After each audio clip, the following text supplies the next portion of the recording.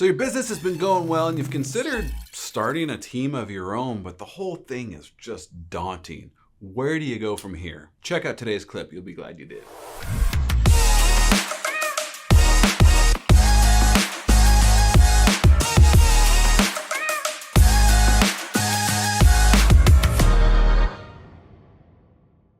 What's happening? I'm JC Agajanian, broker associate with Whistle Realty Group at eXp, and today we're talking about team models in the real estate world. A lot of people don't realize that there are actually multiple different forms a real estate team can take. A lot of people don't realize that 10, 15 years ago, real estate teams were not that big a deal. And it seems like this is the trajectory of the market, and most high-producing agents are either leading or a part of a large team. I've got a lot of experience in this myself. I've been a lender and a realtor at a company. I've been a solo agent with a company and shingle of my own, branding, etc. And now I've been part of a very large, high-producing team. And I've had some different starts and thoughts of various models of team building within the large team in the past as well. So we've got our own version of our team within a team right now.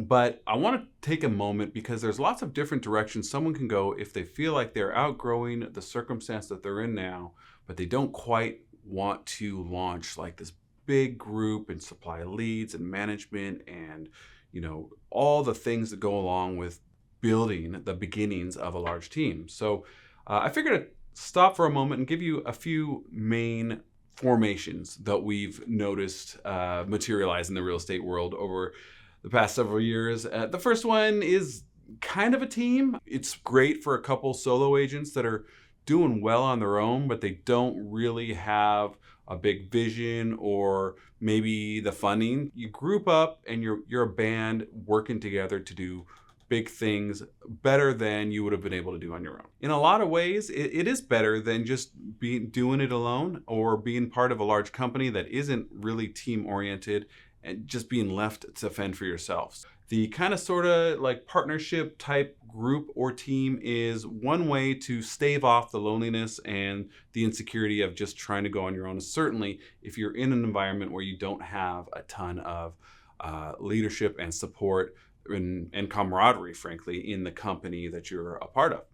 Another very common group that we see is the true family team. This is usually a figurehead, maybe the father or mother in a family has created a successful real estate business and just one by one recruits the spouse and maybe a kid or maybe a sibling, and just little by little you've got this family that is working together. Everyone's related, but a lot of times, unless there's a very great vision and clarity in what's going on, roles have the opportunity to be poorly defined and things can get murky. There's often a lot of blurring of the lines between business and personal, which has to be something on your radar in these environments as well. And a very logistical thing to be concerned about in the family team is like, hey, if we're going to go on a big family vacation, who's going to man the fort?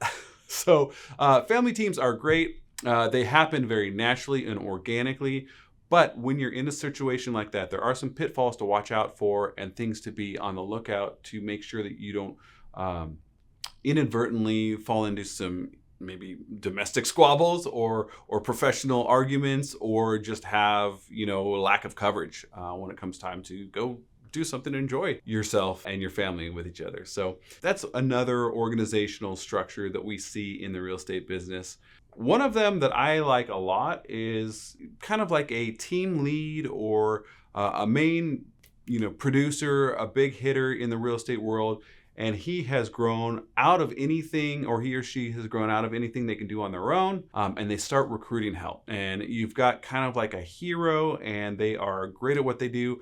Sometimes they need to be a little bit weary of being overly controlling. That's a tendency that can take place in a group like this. But if it's managed well, it's a great way to leverage support of other people and help the numbers grow without having to teach and train new agents on a regular basis. Because the buyer's agent, if there's a showing agent who's not a full-time agent, the showing agent, the admin staff, the marketing people, everybody is really working for the lead agent, and they're not independent contractors looking to build their own business one day. Like, they're here to grow this thing together. And that's the whole point of this lead and support model. It's really a great way to be lean and mean in your production. You can get a lot more done, and you can really, as a team lead in this model, peel away as many pieces of the business that don't require your face and your voice, right? Because that's what it comes down to when you're doing higher and higher levels of volume and you've got support staff to help you out. Most clients are going to want to talk to you. And so you've got to be available for that. But there's so much other work that needs to get done that is not directly client facing. And that's where you can leverage the support of other teams. And in fact, you can even do a smooth handoff by having a meeting. Let's say you've got a showing agent and you say, I'm your realtor. This is Joe here. Joe helps with the actual facilitation of showings, scheduling, seeing the properties, and he reports back to me. I'm going to be the one who writes your offer. I'm going to be the one who negotiates on it for you, but we work as a team to get this thing together. So there's lots of different ways you can do this. But in the end, you're looking for leverage, you're looking for higher volume, you're looking for higher production, and this is a great way to go about doing that. Finally, I think what is probably the most ubiquitous team is basically, some rock star agent who really knows their stuff well, and they just slowly but surely start adding people to support them in their business. And this is not just relegated to admin staff and maybe some other media and marketing and photography and video type people, but it's also going to include junior and more seasoned agents. Now, this is something that is going to require a sales manager. It's going to require other like middle management type people in between the team lead or the main producing agent and the other agents, especially as they grow in numbers. Just one person can't manage all of it.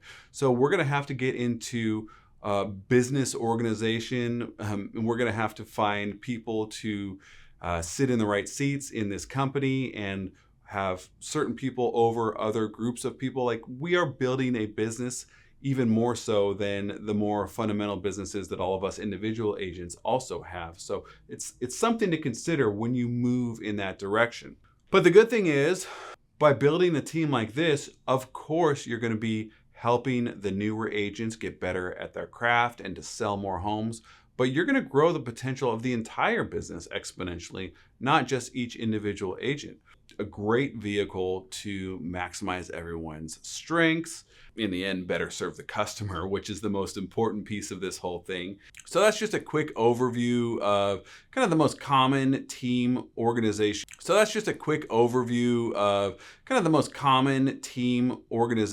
Type structures that we see in this real estate world today. Same way, there's going to be lots of variances, and really these are just some major frameworks that you can take and adopt and make yours. I'm sure a lot of you are already on the path to doing one of these already. But, in the end, the team's got to be structured to account for the team leader and understanding their primary role and then adding the other roles around that primary lead member. So, as usual, I'm happy to answer any questions about any of this or just carry the conversation further.